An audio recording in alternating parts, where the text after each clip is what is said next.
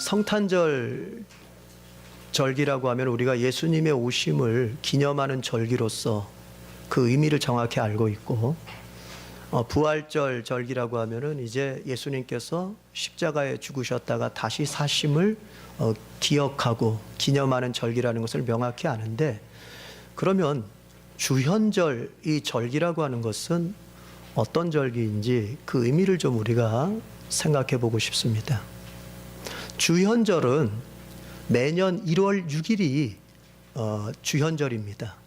그래서 사실은 평일이 될 때가 많지요. 그래서 주일은 시작하기를 주현절 후 몇째 주일, 이렇게 보통 오늘 주보에 보시면 주현절 후 넷째 주일이라고 나왔을 텐데, 그것은 1월 6일이 매년 1월 6일이 주현절이기 때문에 그렇습니다. 그러면 이 주현절이 어떤 의미를 담고 있냐면은, 문자적으로는, 글자 그대로는 예수님께서 세상에 자기 자신을 맨 처음 드러낸 것을 기념하는, 이제 사적인 삶을 내려놓으시고 하나님의 나라를 선포하며 구원의 일을 위하여 공적인 삶을 이제 시작하시는데, 그 공적인 삶을 위하여 세상에 맨 처음 자기 자신을 드러내시는 사건, 요한으로부터 세례를 받으시고 이제 메시아로서 공적인 삶을 사시기 위하여 자기 자신을 맨 처음 드러낸 사건을 주현절이라고 우리는 문자적으로 이해할 수 있습니다. 그러나 그것을 문자적 의미를 넘어서서 거기에 담겨 있는 신학적인 의미를 가지고 본다면은, 그것은 단순히 예수님께서 세상에 자기 자신을 드러내신 것만을 말하는 것이 아니라, 하나님께서 예수님을 통해서 세상에 자기 자신을 드러내신 사건, 맨 처음 드러내신 사건, 하나님께서 자기 자신을 이 세상에 드러내시는데, 하나님이 살아계시고 하나님이 이 세상을 통치하시고 하나님께서 이 세상을 이처럼 사랑하신다고 하는 것을 계시하시는데, 드러내시는데, 누구를 통해서? 예수님을 통해서 그렇게 드러내신 사건을 기억하고 기념하는 절기가 주현절 기간이라고 볼 수 있습니다. 그래서 사실 오늘날에는 우리에게 교회력 가운데에서 성탄절이 제일 큰 행사처럼 우리에게 그 매년마다 그렇게 행사를 진행하고 있지만, 실은 초대교회에서는 성탄절보다도 이 주현절이 더 큰 절기였습니다. 주현절이. 그래서 초대교회 성도들은 성탄절보다도 주현절을 더 크게, 그리고 더 아주 신경 써서 더 지켰던 것을 역사적 문헌을 통해서 우리는 알 수가 있습니다. 어쨌든 우리가 지금 지키고 있는 이 주현절이 어떠한 의미인지 이해를 할 필요가 있습니다. 하나님께서 예수님을 통해서 이 세상에 자기 자신을 드러내시는 것, 그것의 출발점. 그러면 예수님께서는 하나님을 드러내실 때, 이 세상에 하나님을 드러내실 때 예수님이 사용하신 방법은 대체로 두 가지라고 볼 수 있습니다. 하나는 말씀하심으로, 예수님께서 말씀을 전파하시고 말씀을 가르치시고, 즉 예수님이 전하셨던 설교를 통해서, 또 하나는 이적을 통해서입니다. 예수님이 일으키시는 이적은 바로 하나님을 세상 가운데 드러내시는 사건이에요. 그것이 가장 큰 의미예요. 그것을 떠나서 이적을 해석하려고 들면 자꾸 신비주의로 빠지게 되는 거예요. 오늘 이 주현절에 이 본문이 선택된 이유도 바로 거기에 있는 거예요. 예수님께서 가버나움이라고 하는 곳에 어떤 회당을 찾으셨습니다. 그리고 그곳에서 예수님께서 이제 말씀을 전하시고, 또 후에는 더러운 귀신 들린 사람, 그 사람에게서 귀신을 내쫓아 주시는 이적도 베푸십니다. 이것은 다 예수님께서 하나님을 세상에 드러내시는, 바로 하나님의 현년, 하나님이 생각 속에 그냥 만들어진 신이 아니라 하나님은 살아계시고 그 하나님이 이 세상 가운데 일하시는 분임을 드러내시는 사건이라고 말할 수 있습니다. 자, 본문을 잠깐 말씀드렸지만 예수님께서 가버나움에 어떤 회당에 들어가셔서 이제 말씀을 가르치십니다. 그런데 사람들은 그 예수님의 가르침에 깜짝 놀랍니다. 예수님의 가르침은 다른 서기관들, 즉 율법학자들과는 같지가 않았습니다. 그 예수님의 가르침은 권세가 있었습니다. 그래서 사람들은 깜짝 놀랐습니다. 그런데 마침 그 회당에 예수님의 말씀을 전하실 때 더러운 귀신 들린 사람이 있었는데 그 사람이 소리를 질러대면서 예수님한테 하는 말이 나사렛 예수여, 우리가 당신과 무슨 상관이 있습니까? 우리를 멸하러 왔나이까? 나는 당신이 누군 줄 아는데 하나님의 거룩한 자입니다. 이렇게 소리를 질러대면서 외쳤어요. 이것은 예수님을 높이는 말이 아니에요. 이것은 예수님의 복음 전파를 방해하는 사탄의 작전입니다. 즉 예수님이 지금 설교하고 있는데 그것을 방해하고 있는 거예요. 자, 그러자 예수님께서 그 귀신을 향하여 꾸짖습니다. 잠잠하고 그 사람에게서 나와라. 그러자 더러운 귀신은 그 사람에게서 이제 경련을 일으키고 그리고 큰 소리를 지르면서 쫓겨나게 됩니다. 오늘 본문의 내용을 보면 이런 내용인데, 자, 이 본문을 통해서 우리가 몇 가지 주님의 교훈을 듣고자 합니다.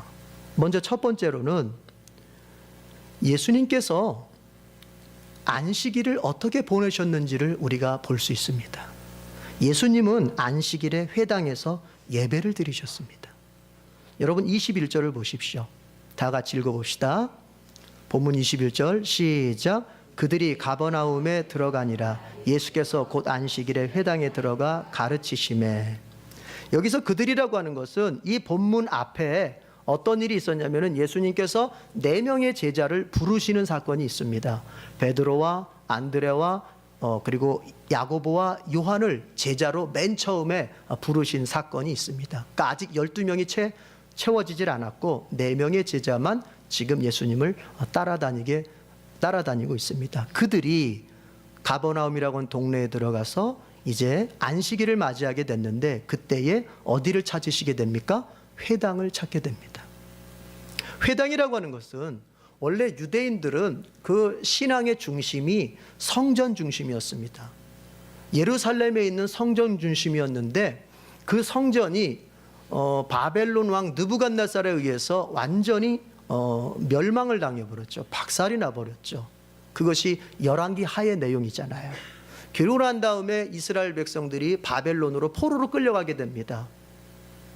그들은 이제 성전에 가서 제사를 드릴 수도 없고 또 가본들 제사를 드릴 수 있는 성전도 없습니다.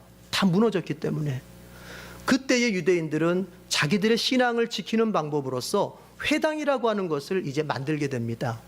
그래서 유대인들이 한 5가정만 모이면 그곳에는 반드시 회당이라고 하는 것을 세워서 거기에서 자기들의 그 여호와 신앙을 지키고 또 후손들에게는 여호와 신앙을 전수시키는 그런 일들을 바벨론 포로 이후에 하게 됩니다. 그런데 이것이 바벨론에서 포로의 생활을 마치고 예루살렘으로 돌아오게 왔어도 그들은 회당을 없애지 않고 계속해서 성전은 성전대로 있지만 회당이라고 하는 것을 통해서 소그룹으로 자기들의 신앙을 연마하고 자기들의 신앙을 전수하는 그런 일들을 계속했습니다. 그것은 예수님 당시까지도 그랬고 지금도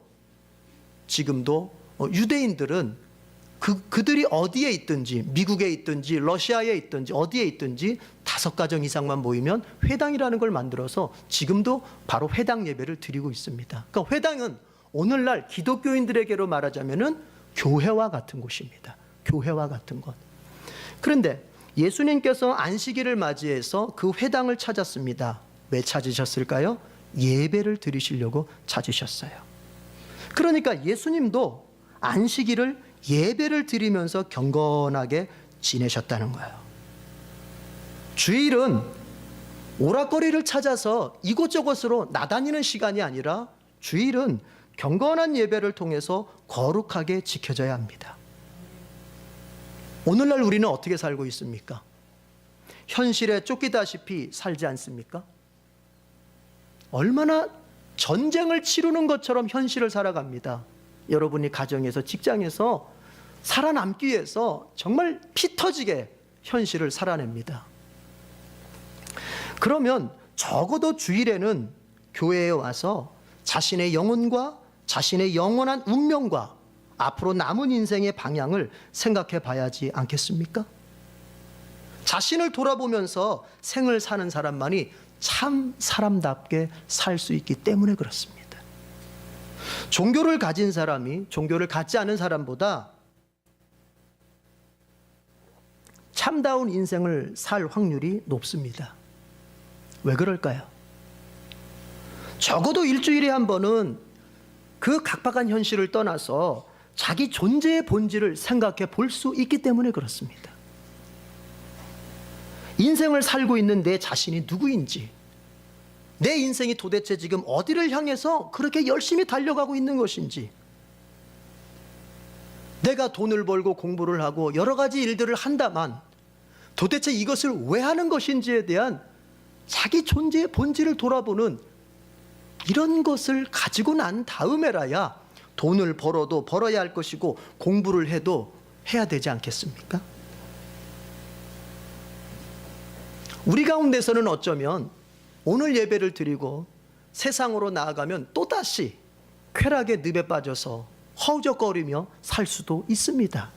그러나 그렇게 나아가서 방황하며 허우적거리며 산다 하더라도 일주일에 한 번은 교회에 와서 자기 자신의 영혼에 대해서 진지하게 고민해본 그 사람과 그렇지 못한 사람과 방황을 하더라도 그 방황은 같지 않을 것입니다. 그래도 한 번은 자신에 대한 진지한 고민과 생각을 해본 뒤에 방황한다면 조금이라도 낫지 않겠습니까? 더욱이 우리는 그리스도인들로서 예배 중에 하나님을 뵙습니다. 하나님께서 지금의 나를 보시면서 뭐라고 말씀하실까? 절망하는 사람에겐 내가 도와줄 테니 걱정하지 말아라, 이렇게 말씀하실 겁니다. 방황하는 사람에겐 이젠 제자리로 돌아오라고 그 음성이 들릴 것입니다. 혼란스러운 사람에겐 어떤 것이 참된 길인지를 명확하게 가르쳐 주실 것입니다. 문제 속에서 헤매는 사람에게는 도대체 그 문제의 원인이 무엇인지를 가르쳐 주실 것입니다. 아픈 상처로 힘겹게 살고 있는 인생에겐 싸매어 주시는 사랑을 보여주시기도 하실 것입니다. 어쨌든 주일 예배 속에서 진지하게 하나님을 만나고 또 예배를 마친 후에는 그 진지한 마음을 간직한 채 삶의 자리로 돌아가서 살아가는 사람, 이 사람이 바로 그리스도인들이에요. 그런 의미에서 참고로 제가 이런 부탁을 좀 하고 싶어요. 우리가 지금의 이 예배를 마친 다음에는 쓸데없는 농담이나 세상 일에 대한 잡담은 안 했으면 좋겠어요. 예배 시간 안에 가졌던 그 진지함과 그 마음의 울림을 가지고 삶의 자리까지 가야 되는데, 이 예배를 마친 후에도 우리가 구역 모임을 하고 식사를 하고 구역 모임의 순서가 있다 보니까 거기에서 나누어지는 얘기들이 신앙적인 얘기들이 아니고 쓸데없는 농담이나 세상 것에 대한 잡담으로 가득 차기 때문에 이 교회를 마지막 떠날 때는 예배 가운데서 하나님을 만났던 그 울림을 갖지 못한 채 삶의 자리로 나가게 되는 경우가 너무 많은 것 같아요. 여러분, 이 예배를 마친 후에 여러분의 입에서 나오는 얘기들, 누군가로부터 듣는 얘기들이 신앙적인 얘기, 내 진지함을, 오늘 예배를 드리면서 가졌던 이 진지함을 유지할 수 있는 그런 얘기들만 나누시기를 바랍니다. 그래서 어떤 교회는요, 예배 시간 중에 광고 시간 자체를 없애버립니다. 앞으로 그렇게 가는 게 맞는 거예요. 광고 시간 자체도 없어요. 광고는 주보 참고 와서 이렇게 끝내버려요. 왜? 어찌하든지 말씀을 들으면서 그래도 내 영혼과 내 인생에 대해서 진지함을 가졌던 이것을 유지케 하며 그들의 삶의 자리로 돌아가게 하려는 그런 의도인 것이죠. 여러분, 그 핵심이 무엇인지 이해하시겠습니까?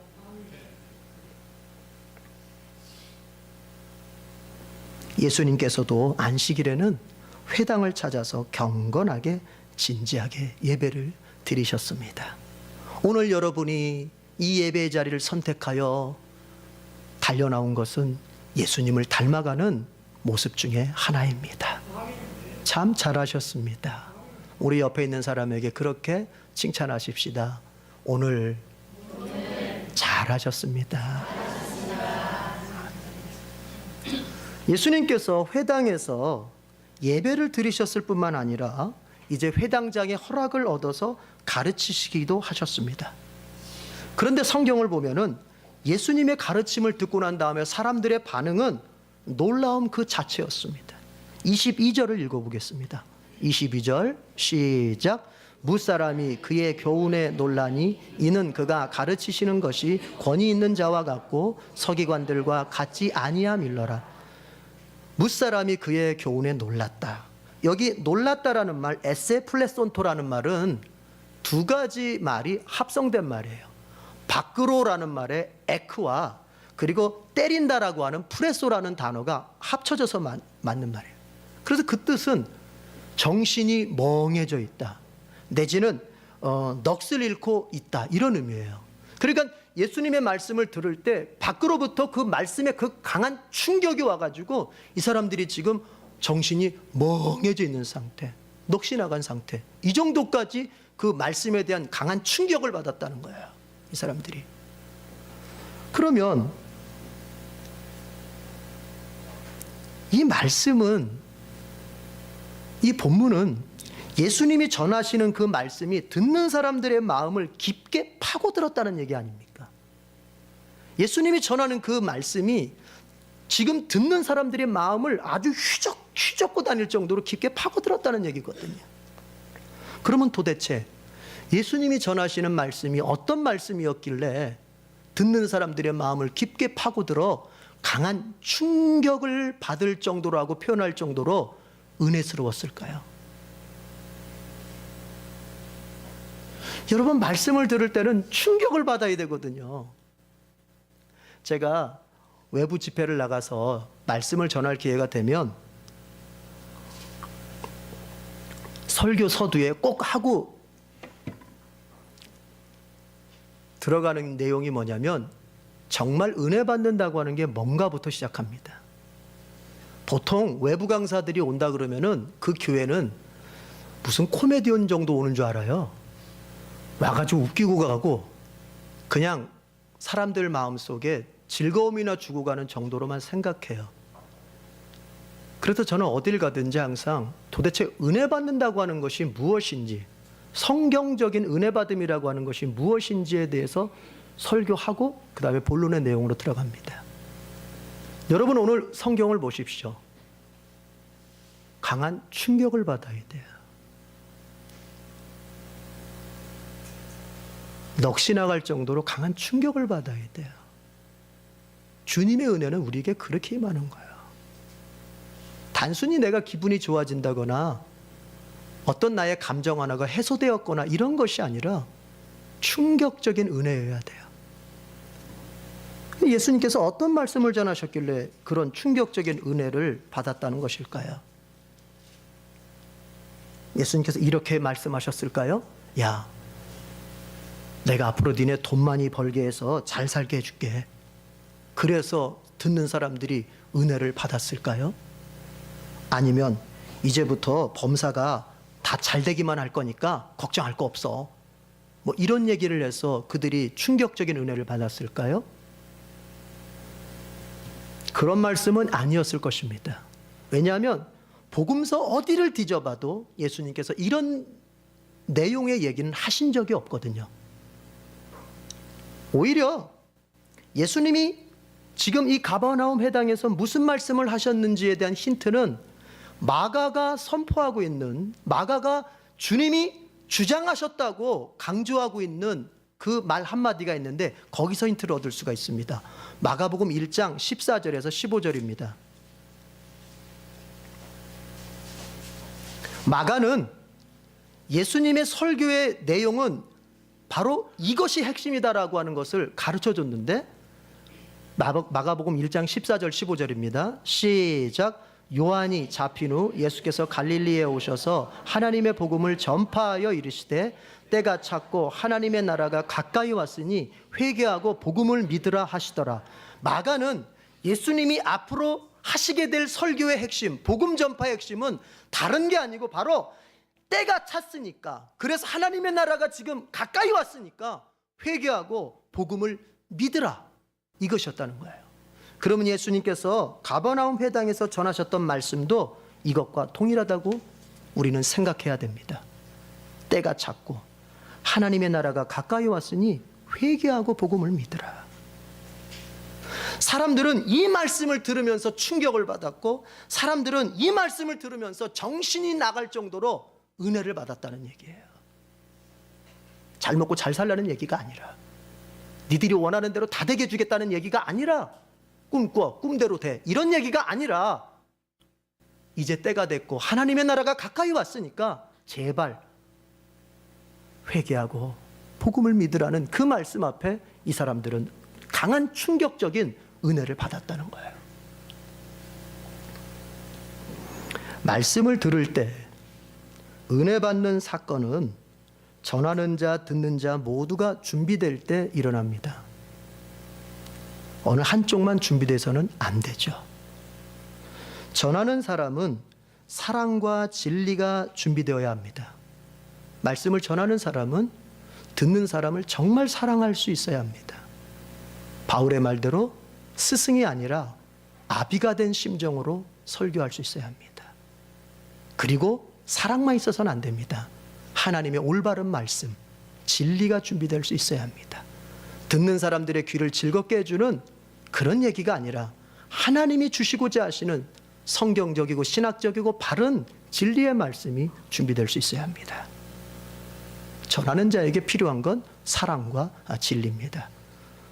한편 말씀을 받는 자에게는 겸손과 간절함이 준비되어야 됩니다. 하나님의 말씀을 듣는 태도가 겸손해야 됩니다.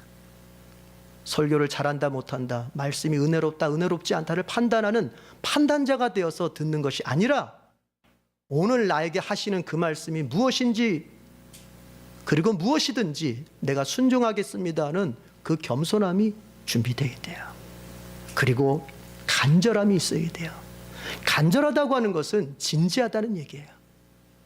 내가 지금 무슨 어디 가서 강연회를 듣기 위해서 그 목사 말 잘하는데 들어가서 그냥 얘기나 한번 들어보자가 아니라, 하나님께서 주시는 그 말씀 앞에 내 인생이 달렸음을 확신하고 오늘 들려지는 그 말씀 앞에 내 인생의 운명을 건다는 마음으로 간절해져서 와야 돼요. 전하는 자와 듣는 자가 이렇게 준비될 때 하나님의 성령의 역사는 일어나는 것입니다. 예수님은 아담 이후로 죄 가운데서 하나님의 나라를 잃어버린 채 유리방황하면서 사는 인생들을 불쌍히 여기셨습니다. 인생들이란 쉼없이 일하지만 정작 두 손에 남는 것은 아무것도 없습니다. 제가 옛날에 군에 있을 때 해상훈련을 받았습니다. 해상훈련을 받은 중에 잠수 이제 훈련을 하는데, 그 밑바닥 바다 밑바닥까지 갔다 왔다는 표시로 밑바닥에 내려가서 모래 한 움큼을 쥐고 올라오게 되어 있습니다. 그런데 여러분, 내려가서 스킨을 꽂아서 내려갑니다. 내려가서 한 움큼을 칩니다. 분명히 졌습니다. 그러나 올라와 보면 아무것도 없습니다. 그러면 조교는 너 안 갔다 왔지? 다시 갔다 와. 몇 번을 시도해도 한 움큼 쥐어도 잡히는 게 아무것도 없습니다.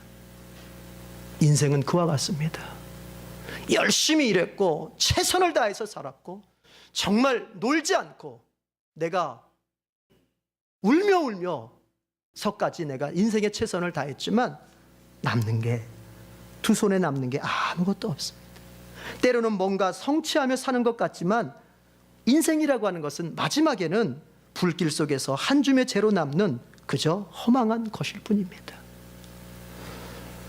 그래서 인생은 진정한 기쁨도, 진정한 만족도, 진정한 풍성함도 없습니다. 그럼에도 불구하고 멈출 수가 없습니다.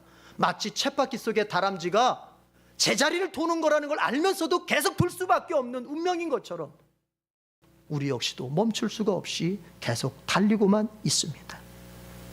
그 인생들을 예수님은 정말 불쌍히 여기셨고 사랑하셨습니다. 그렇게 가야 할 길을 모른 채 살아가는 그들이 정말로 가련했던 것입니다.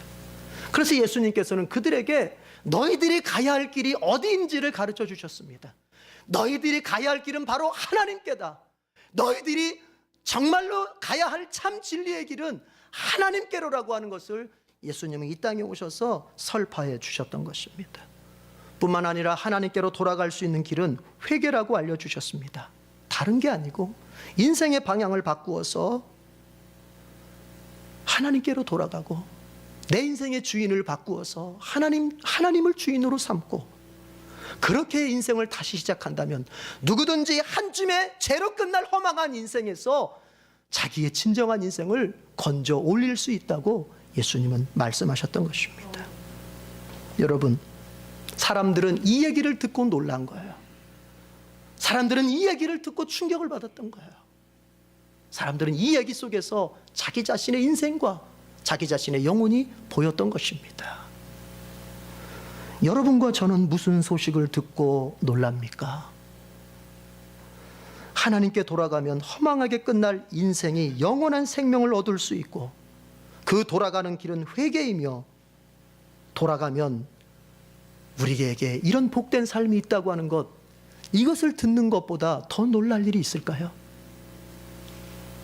예수님은 그 말씀을 전하셨고 가버나움의 회당에 있던 사람들은 그 말씀에 충격적인 은혜를 받아 그의 삶을 돌이켜봤던 것입니다. 그런데 오늘 본문에 예수님의 말씀을 듣고 놀랬다고 사람들이 놀랬다고 말하고 있지만 과연 그 회당에 있는 모든 사람들이 다 놀랬을까요? 저는 그렇게 생각하지 않습니다. 가버나움의 회당에 있는 모든 사람들이 예수님의 말씀에 은혜를 받고 충격적인 그 은혜를 경험했을까요? 저는 그렇게 생각하지 않습니다. 어떤 사람만 은혜를 받았을까요? 오직 자신에 대해서 고민해 본 사람만이 놀랬을 것이며 은혜를 받았을 것입니다.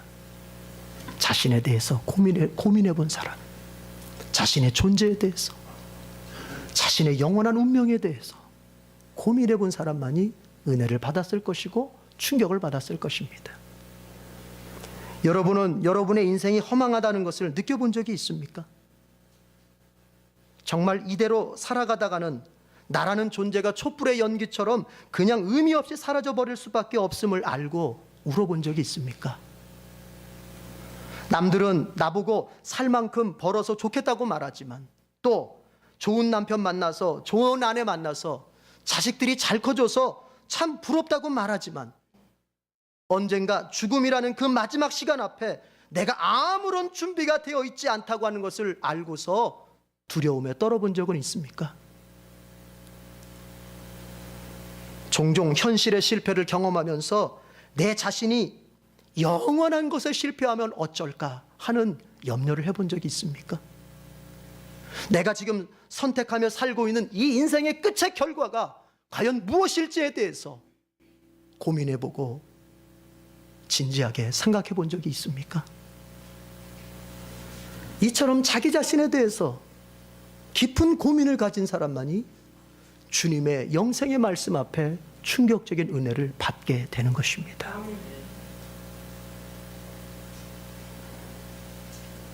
예수님의 설교는 과연 정신을 잃게 만들 정도로 충격적이었고 은혜스러웠지만 그것은 자신의 존재에 대해서, 자신의 인생에 대해서, 그리고 내가 육체의 죽음을 죽은 후에 살게 될 내세에 대해서 깊이 고민해 본 사람만이 얻게 되는 충격이요 은혜였습니다.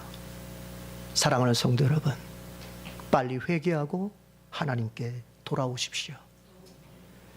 오늘 듣는 이 말씀이 여러분에게 마지막 기회의 말씀일 수도 있습니다.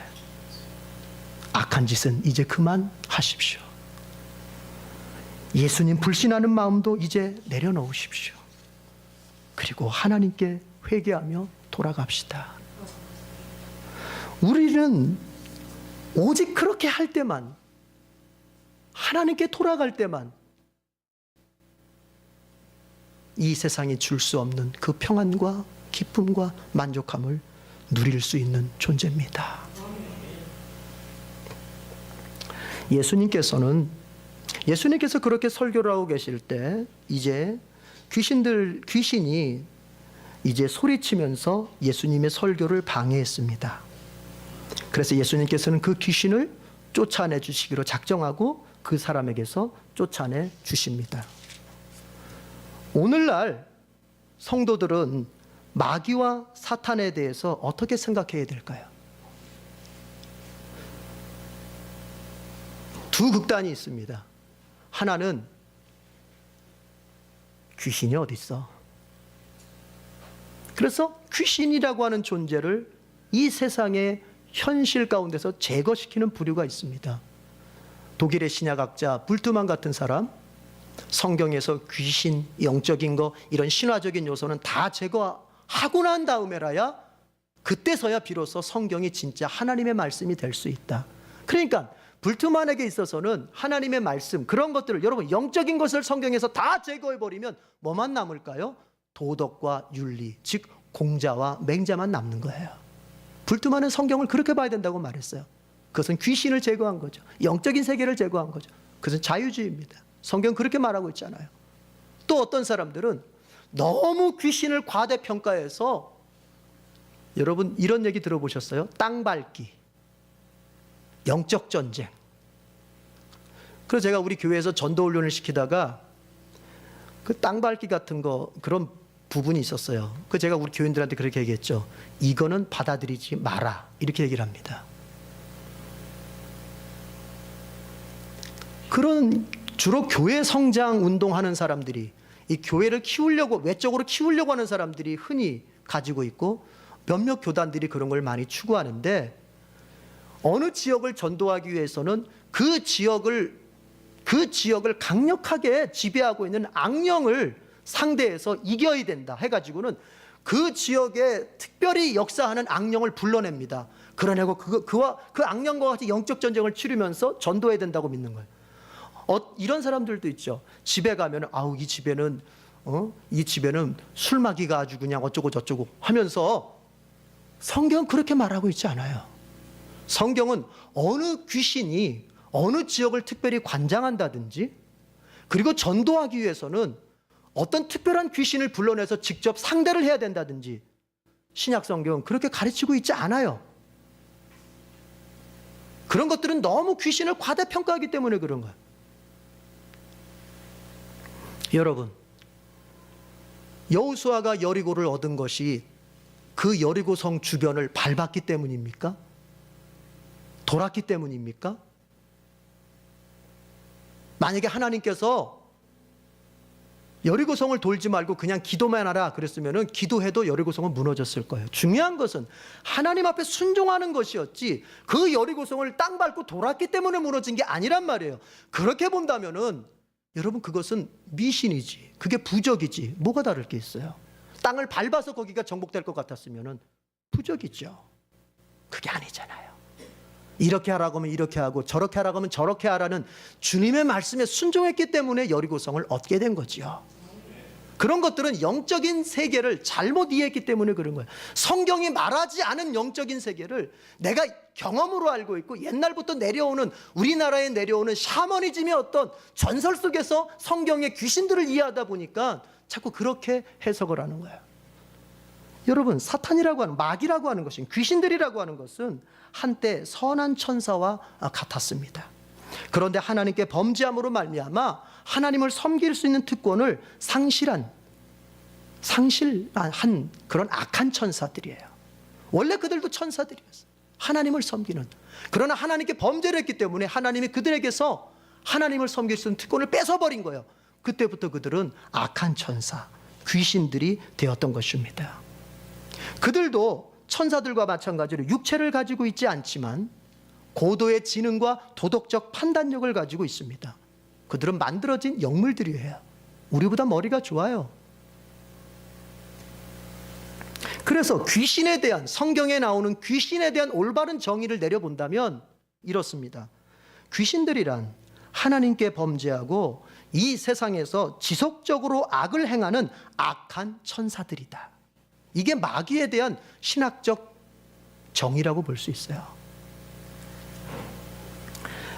그러면 이 마귀가 언제 범죄했을까?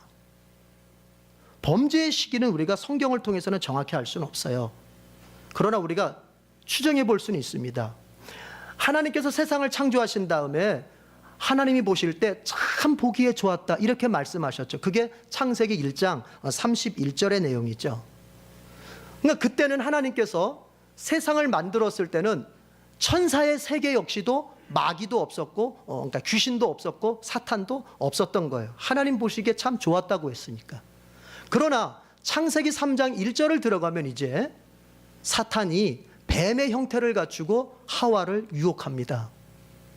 그러니까 사탄의 범죄가, 하나님을 향한 범죄가 어느 때쯤 일어났을까를 추정한다면 창세기 1장 31절에서 3장 1절 사이, 즉 하나님의 창조의 사건과 인간의 범죄의 사건 그 사이에 어느 때인가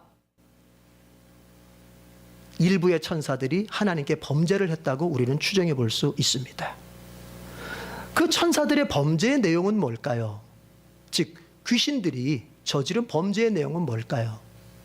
이건 역시도 정확하게 성경을 통해서 우리에게 제시되고 있지 않지만 신약 성경 2곳, 구약 성경 1곳을 근거로 해서 추정해 본다면 베드로 사도는 이렇게 얘기합니다. 베드로후서 2장 4절에서 하나님이 범죄한 천사들을 용서하지 아니하시고 지옥에 던져 어두운 구덩이에 두어 심판 때까지 지키게 하셨다. 여기서 말하는 것은 천사들이 하나님께 범죄했다는 사실, 그리고 그것을 하나님은 용서하지 않고 그들을 지옥에 던졌다고 하는 사실을 분명히 말하고 있습니다. 유다 사도는 유다서 6절에서 이렇게 얘기합니다. 자기의 지위를 지키지 아니하고 자기 처소를 떠난 천사들을 큰 날의 심판까지 영원한 결박으로 흑암에 가두셨다고 얘기합니다. 그러니까 천사들이 하나님 앞에 범죄를 했는데 그 범죄의 내용을 가만히 보면 자기의 지위를 지키지 않고 자기의 자리를 지키지 않은 거예요. 하나님이 그들에게 지위를 주셨습니다. 그리고 하나님이 너의 영역을 주셨습니다. 네가 해야 될 어떤 위치를 주셨습니다. 그런데 천사들이 그것을 거부하고 떠난 거예요. 그러면 그 자기 지위를 떠나고 자기 자리를 떠났다고 하는 것을 이사야 14장 12절에서 15절의 내용을 근거로 해서 추정해 본다면 내용이 이렇습니다. 너 아침의 아들 계명성이여 어찌 그리 하늘에서 떨어졌으며 너 열국을 엎은 자여 어찌 그리 땅에 찍혔는고 내가 내 마음에 이르기를 내가 하늘에 올라 하나님의 무별 위에 내 자리를 높이리라. 내가 북극 지폐의 산 위에 앉으리라. 가장 높은 구름에 올라가 지극히 높은 이와 같아지리라 하는도다.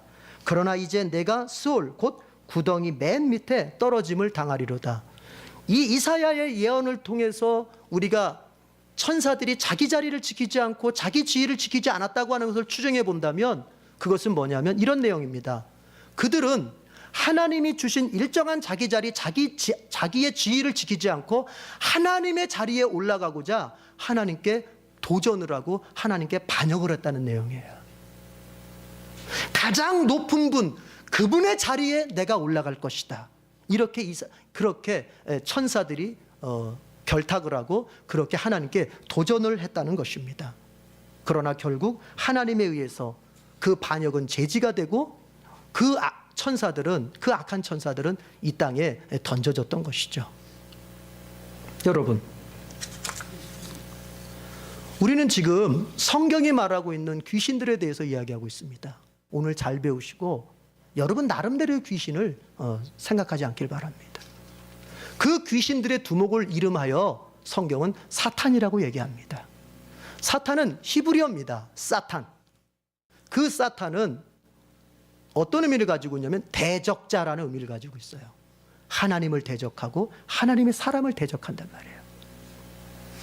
그런데 성경에 보면은, 신약 성경에 보면은 사탄이 다른 이름들을 가지고 있습니다.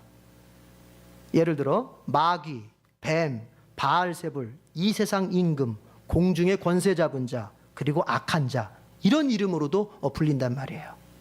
그러면 이제 우리 마지막으로 그 사탄과 사탄의 졸개들이라고 할 수 있는 귀신들의 활동은 어떤 활동을 하는지에 대해서 살펴보고자 합니다.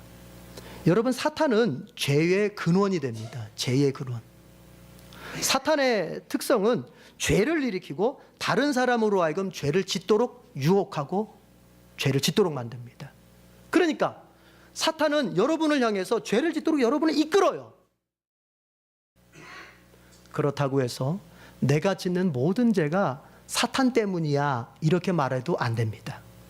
우리가 짓는 죄는 50대 50이에요. 사탄이 나를 유혹해서 짓는 죄도 있지만 내 욕망이 이끌려서 짓는 죄도 있어요. 그래서 모든 죄를 가리켜서 사탄 때문이라고 말하면 사탄도 억울해요. 우리의 욕심이 지나쳐서 죄를 짓는 경우도 있기 때문에 그래요.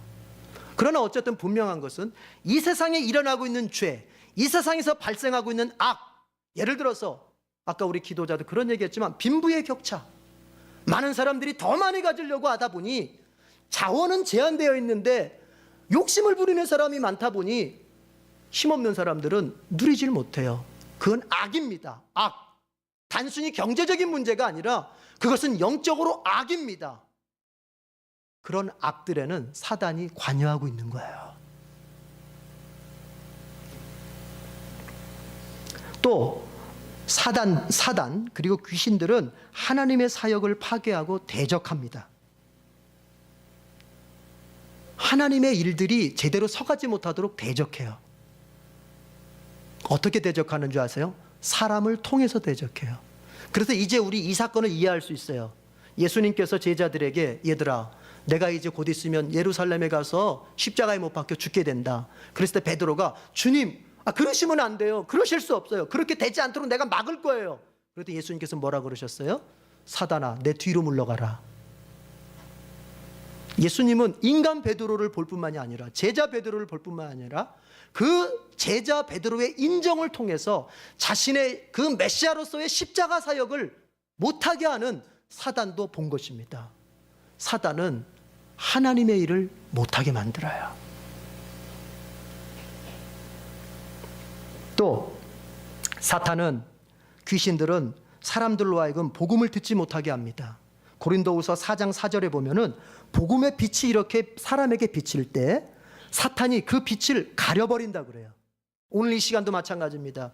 이 설교단상에서 복음의 빛이, 말씀의 빛이 지금 비춰집니다. 그러나 이 가운데서는 그것을 듣고 믿고 받아들이는 사람이 있는가 하면 어떤 사람들 그것을 믿어주지가 않고, 아니 믿고 싶지가 않고 이렇게 가는 사람도 있을 수 있습니다. 거기에는 사탄의 술수가 있는 거예요. 복음을 듣지 못하게 만들어 버린다는 거예요. 복음을 거부하도록 만든다는 거예요. 이게 그냥 인간적인 심정이 아니에요. 영적인 개입이 있다는 얘기예요. 여러분, 사탄에게 놀아나지 마십시오. 또 귀신들은, 사탄은 그리스도인의 삶도 방해합니다.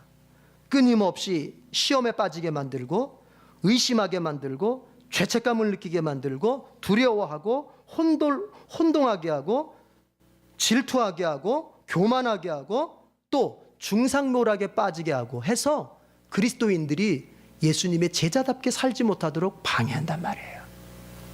우리 마음 안에 누군가에 대한 질투심이 일어납니까? 귀신들이 여러분을 방해하는 거예요. 사탄이 여러분을 방해하는 거예요. 그것을 이겨야 돼요. 다스려야 돼요.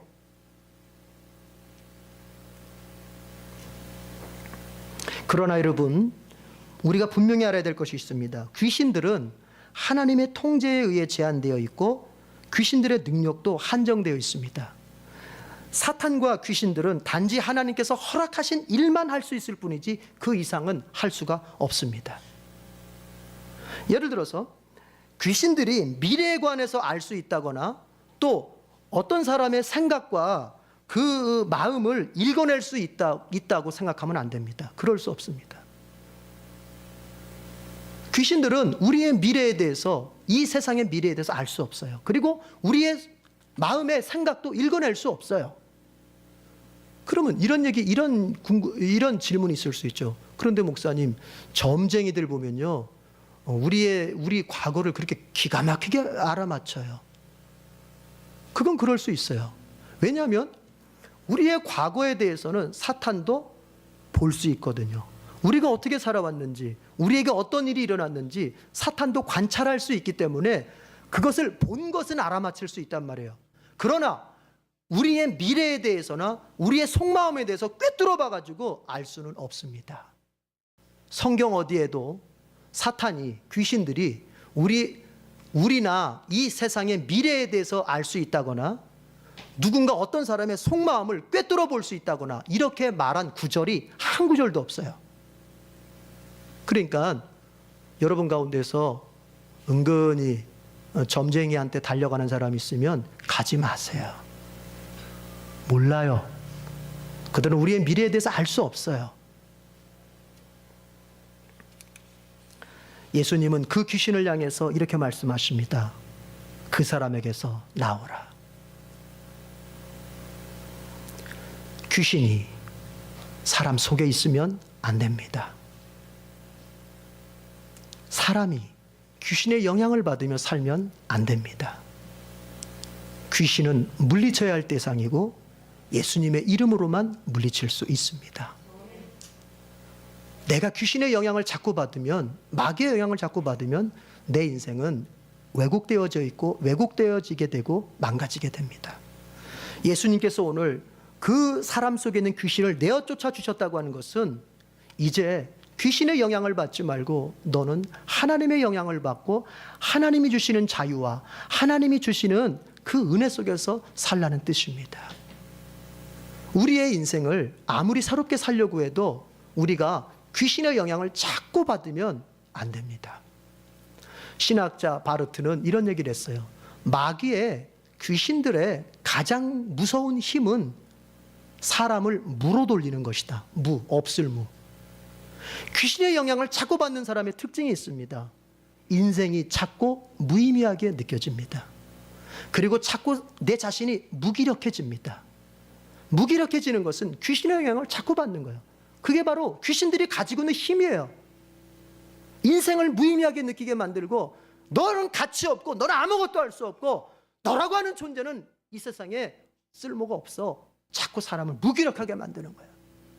주님은 그 귀신을 내쫓으셨습니다. 주님의 제자인 우리도 주님의 명령, 주님이 하셨던 것을 따라서 우리 안에 귀신을 내쫓을 수 있습니다.